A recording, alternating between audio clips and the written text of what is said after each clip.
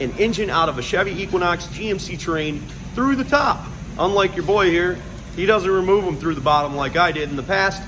He says he can get it out of here through the top, and I have no reason to doubt him. This is not going to be a nut and bolt removal or any of that stuff, but we're going to try to give you as good a description as possible of how you can get this out in your driveway. He's also going to give us some awesome tips on burping it out and what kind of problems that we run into with these engines and what happens. With this particular engine right here, it actually has a rear main seal, but because of the miles, we're going to remanufacture the whole engine. So one of the first things Frank did is he removed the computer off the top of the battery. He's disconnecting all the computer components and stuff like that. Are you going to take the battery out, Frank? Yes, I do.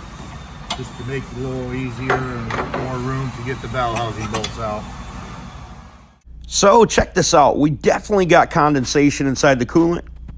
Now Frank tells me that underneath the intake there's actually a PVC hole that is plugged, and he's going to show it to us, and I think that that's super interesting. He actually showed me earlier. We shot a little bit of video of it, but there was really no background and the reason to show you that, so we're going to show it during this video. I'm going to dump this air cleaner off of that 2.4, and you see how much water and stuff came out of there, and that's why you get that oil water mixture out of that tube, is because of the intake being plugged at the PVC system. And you can probably dump some more water out of it. Well, we're going to show you that here in a minute when he gets this intake off this engine. It's all about it. A lot of your 2.4 GM motors have a PVC system. You get a lot of oil in the intake or water buildup in the air filter housing. It's because of the PVC hole here is plugged up. You don't want to make the hole too big. You just want to use a little pick, run it down there, and just kind of clean out the hole, and then blow it out with some carb cleaner and a blow gun, and it should be good. If you make it too big, you'll get a weird noise in the intake system because it's got way too much vacuum. So you just want to use a real small pick and just kind of pick it through there, and that's it. What does this problem actually cause? Loss of oil, smoking out the exhaust, and your basically your intake will be full of oil, and as well as your air tube coming off the throttle body will be full of oil as well. That's interesting. Well, thanks, Frank. We appreciate it. And I'm sure people out in YouTube land will absolutely love it. Now we're going to disconnect everything that we can see on the top of the engine from the engine itself. It's going to remove all the bolts from the intake, removing the throttle body assembly, 5/16 fuel line remover tool. You're going to need to pick that up. They're a couple bucks at any parts store. You push the tool into the line towards you, and then push the line towards the tool, and then pull it back. Now he's got a simple set of pliers, and he's going to work this hose off this line. The wires that are connected to the brackets need to be removed. Okay, so what we've got is we've got a ground wire back there on the, is it on this part of the head, or is it on the back side? It's on the back side, facing towards the front. Okay. And sometimes the bolt likes to stick on the eyelet of the ground wire, so you kind of want to pull on the wire as you're turning the bolt out. Okay. Frank is going to start sweating because he tells me that he can have this engine out in 45 minutes. I don't believe him personally. I think he's going to be closer to like 2 hours, 2 days or something like that. But we'll just have to see what happens. I'll let you know at the end of the video how long it actually took him. So you guys can see that bolt is hanging down right there. That's the one we were talking about. Okay, so Frank removes the O2 sensor so he can get the exhaust cover off, because the catalytic converter bolts to the downpipe of the exhaust. And he's actually going to remove the exhaust manifold, I'm assuming, from the rear of the engine prior to repulling the engine? No. Okay. Frank tells me that if this vehicle was all-wheel drive, he would have to remove the exhaust manifold to get to some of the bolts at the back of the engine. But because it's only front-wheel drive, he doesn't have to do that to be able to remove the engine through the top. Now, one of the other things during this process is we're going to remove this cover that covers our high pressure fuel pump.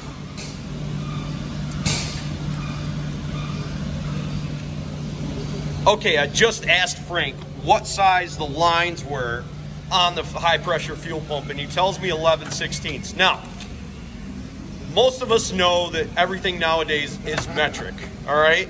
But I'm gonna tell you why I'm impressed that he said 11/16. Because Frank's been working on cars so long that he uses standard tools to do metric jobs. Now, the reason that that's important and impressive is because now he's working on a 2012 and he's using standard tools. So that means he's been working on cars a lot longer than I've been alive. I loosen the motor mount.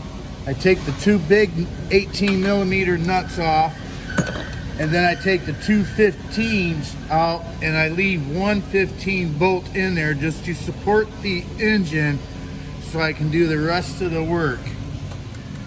Okay, so Frank tells me this is as far as he's gonna go with the top. I'm gonna give you a little bit of overview, and he tells me the reason that he's not done anything with the coolant yet is because when he's working underneath, he doesn't want to have coolant dripping all over him. So that makes sense to me. And you can see that we basically just did some wiring, disconnected the shield, got the catalytic converter bolts out of there, and so forth and so on. There's nothing that you guys couldn't see at home that he's done yet to this vehicle that was super special. Okay, there's 7 bolts that hold down the intake, and once you remove that, we can start removing the serpentine belt off of the engine. We are going to remove the AC compressor and the alternator from the engine. Down there on the tensioner assembly, you just insert your ratchet 3/8 square and you can loosen the serpentine belt. You will turn the ratchet clockwise to loosen the serpentine belt. To be able to remove the alternator, we're going to need to remove the post that's affixed to the block to pull the alternator out. Using a 1/4-inch drive, 5mm, and remove the stud that holds the alternator to the block. That way we're able to get it out without disconnecting the air conditioning lines.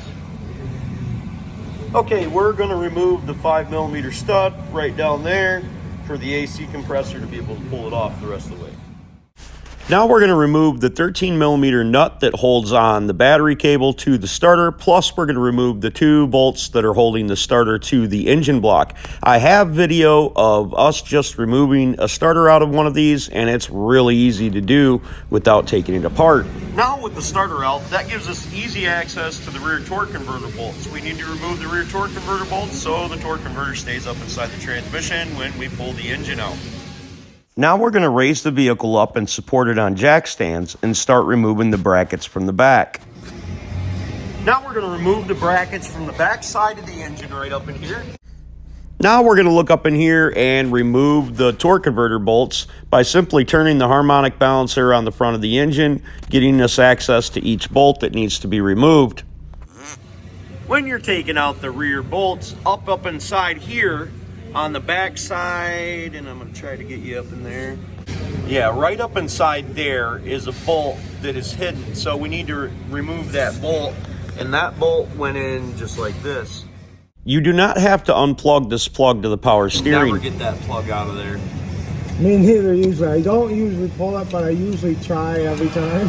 What do you do if you can't get it out of there? I just push the wiring harness back to the firewall, which I'm going to do because I can't get this plug. I've had people ask me about getting that plug harness out of there, and I'm like, I can't get that plug. I've never been able to get that out of there. I've never had to, kind of like you, Right. But I've tried. Okay, so we pulled the 2 rear hoses off of the main thermostat housing that is connected to the engine, and we also pulled off the thermostat housing with the main hose connected to it down here with these 2 bolts. Thanks, Al. Okay, not trying to make this look super simple or anything like that. You're all right. We're ready to pull the engine up out of here, and we've got the jack, and he's lifting the motor up out of here, and we're going to soon see this actually come up through the top. So girls out. Yeah, that old girl is out of there. It's a done deal, pal. Yeah. That's pretty cool. That's pretty cool because I usually took them out through the bottom, and over the years, I had, you know, people seen me do it, and they do it the same way that I show them to do it, you know. Right. But showing somebody how to do it through the top actually works out really well. Oh, you got a lot of happy fans. Yeah, he's happy. I'm Frank. Thank you. Oh, Frank said he's got everything but the top done. No, I said I did not say that. I said, No, I said Larry. oh. Larry said he had everything but the top. Oh, he's already got the bottom done. He just needs to. Okay, right here, Frank is going to show us to make sure that we look down inside the catalytic converter after we remove the engine to make sure that the honeycombs aren't bad. These things are known for the converter to be bad, but that one's good. You can see the honeycombs are in good shape. Oh, nice. Okay, so this is what we're left with after we've gotten the motor taken out. And you can see that most of the electrical is disconnected. We obviously left the electrical connected to the power steering. And don't forget about this ground wire. There's a ground wire on here, and they didn't even take it off there, so you don't have to worry about hooking that back up. This bolt up here is the one that we were talking about that's blind, that you can't really see. I don't remember if it's in this one right here or if it's in this one back here, but as long as you get all of them out, you should be successful in removing it. Make sure when you're reinstalling the engine that this clamp is backwards. Frank is going to explain. Place it in that position, and then I put a little tape around it just to hold it in place when you're putting the motor back in. Okay, and that's about the only thing that we should have to worry about, because that mount is still hooked up there. All the mounts are connected. And you don't really have to unplug that. That can stay all connected. It could? Yep.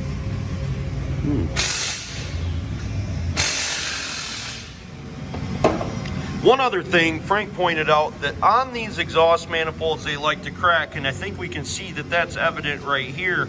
We've got a small crack, and how we can tell that is because it's black and the rest of it's rusted. So you definitely want to check your exhaust manifold when you pull your engine out. More than likely, it's going to need replacing. Hopefully you guys enjoyed the video. If you have a question for me, hit me up on Clay's AC and Auto Repair on the Facebook Messenger. Reach out to Accurate Engines and tell them that you appreciate the Clay Way bringing you this video, saving you a couple $100 from taking it to the repair shop. Hopefully you feel a little bit more informed, and you can thank Mr. Lanny Hassel down here at Accurate Engines for paying for this video so you guys could see it. God bless and have the greatest of days, and remember, if anyone else can do it, you can do it too. Don't be the next of them. Be the first of you.